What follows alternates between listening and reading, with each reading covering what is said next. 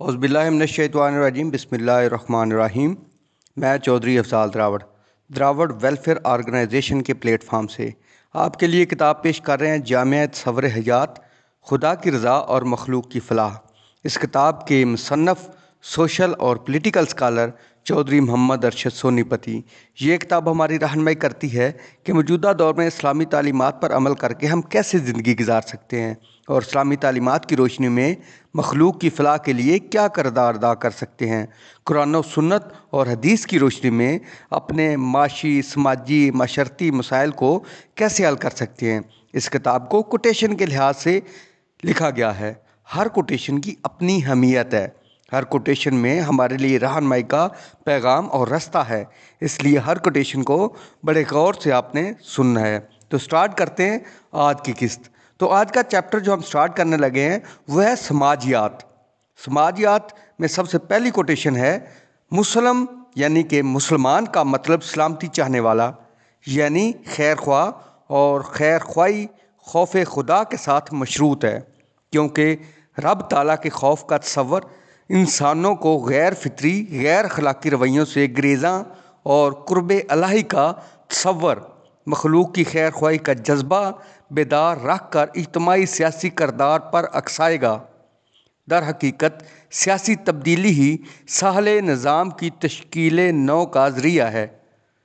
अगली कोटेशन में है, गैर गरीब ऐसा खाम माल यानी कि रॉ मटीरियल है जो खिदमत करता है और कमा कर खिलाता है, मगर अफसोस के नफ़रत भी इसी से ही की जाती है। मज़ीद लिखा गया, फैसले मुसल्लत करने वाले बहस नहीं करते, बहस करने वाला बहस इसलिए करता है कि वो दलाइल से ही मनवाना चाहता है, मगर किसी दूसरे के दलाइल से कायल कर लेने की सूरत में मान लेने की गुंजाइश बाकी रहनी चाहिए। अगली कोटेशन में है, आज ज़ाती बुनियादों पर अच्छे किरदार या बुरे किरदार को ज़्यादा हैसियत दे दी गई। बदकिरदारी पर लोग कत्ल तक कर देते हैं, जबकि ज़ाती किरदार ज़ाती ज़िंदगी तक महदूद होने और दूसरों पर ज़्यादा असरअंदाज ना होने की वजह से कुछ ज़्यादा अहमियत नहीं रखता। असल किरदार तो इज्तिमाई है, जिससे तारीख़ बनती है और बिगड़ती है। आला ज़रफ़ लोग ज़ाती किरदार को निशाना नहीं बनाते, उनके पेश नज़र इज्तिमाई नफ़ा या नुकसान होता है। इंसान अपनी मोतबर हैसियत की वजह से ही अशरफुल मखलूक़ात है, और मोतबर हैसियत बनती है इज्तिमाई किरदार अदा करने से।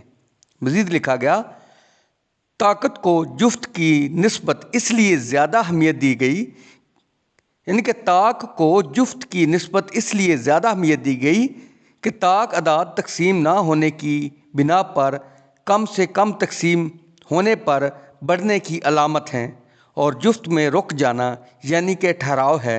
बढ़ने में इंसानों की तर्ज पर तरक्की है और रुक जाना जानवर की तर्ज पर वक्त गुजारी है।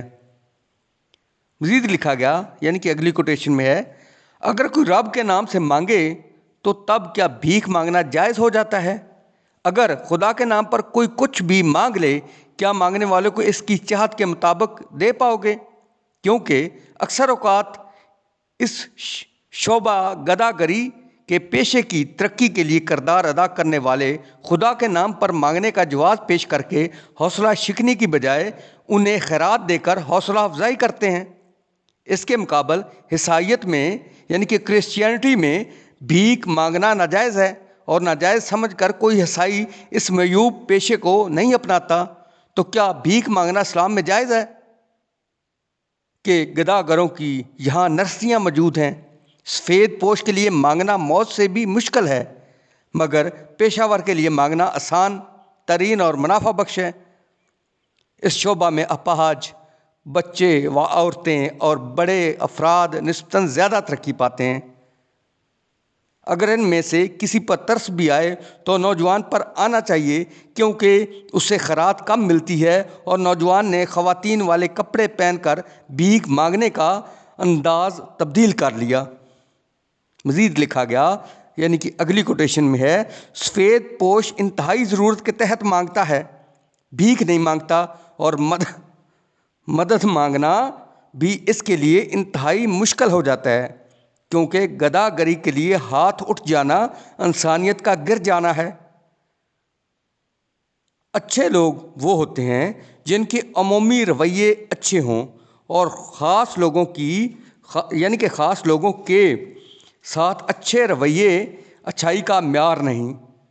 مزید لکھا گیا، ہمارے یہاں نیکی اور بدی کا معیار ذاتی واضح قطع کی کسوٹی پر پرکھا جاتا ہے، وضع قطع کی کسوٹی پر پرکھا جاتا ہے۔ جب کسی کے ساتھ معاملہ یا لین دین سے پہلے بد اخلاقی کی برائی ظاہر نہیں ہوتی۔ روح اور نفس میں توازن برقرار رکھنا انبیاء علیہ السلام کی فطرت ہے۔ دوستوں کی دشمنی اور دشمنوں کی دوستی خطرناک ہوتی ہے۔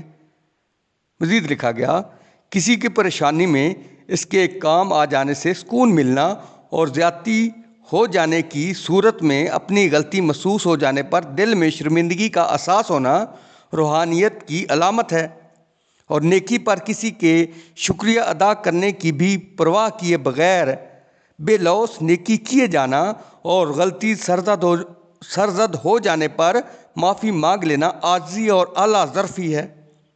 مزید لکھا گیا، اچھائی اور برائی دونوں مرتی نہیں۔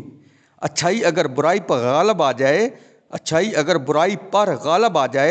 تو تب اچھا ہونے لگتا ہے، اور برائی غالب آ جائے تو برا ہو جاتا ہے۔ مزید لکھا گیا، یعنی کہ اگلی کوٹیشن میں ہے، ضروریات اور مفادات کو مد نظر رکھ کر ہی عمل کا تعین کرنا چاہیے، محض اپنی اور دوسروں کی خواہشات کے تحت نہیں۔ بدتمیزی کسی بات سے برا محسوس ہو جانے کا نام ہے۔ اگر بات بری نہ لگے تب گالی بھی بدتمیزی کا درجہ نہیں رکھتی۔ جو کسی کا نہیں بنتا وہ اپنے آپ کا بھی نہیں بنتا، اور جو اپنے آپ کا نہیں اس سے گلہ ہی کیا، کیونکہ اس کی حیثیت تو جانور سے بھی نہیں بڑھ پاتی۔ مزید لکھا گیا، کسی طریق ساز شخصیت کے ساتھ نام کا منسوب ہو جانا یقیناً طریق سے رشتہ جڑنے کی وجہ سے مرتبے کو بہت بلند کر دیتا ہے۔ اس کے بعد ایسے شخص کے نام کے ساتھ منسوب ہو جانا جس کا مرتبہ کم ہو اس کے بلند مقام کی توہین سمجھا جاتا ہے، اور اس بڑی رہنما ہستی کے شاگرد جو بڑی ہستی سے فیض یاب ہوں مرتبے میں کم حیثیت رکھتے ہیں، کیونکہ مرتبے میں شاگرد کبھی استاد سے نہیں بڑھ سکتا۔ یہی وجہ تھی کہ انبیاء علیہ السلام کی ازواج مطہرات کا نکاح کسی امتی سے نہیں ہوا۔ فطرت انسانی ہے کہ اگر کسی کو بڑی حیثیت مل جائے تب وہ اپنی حیثیت میں کمی کو برداشت نہیں کرتا۔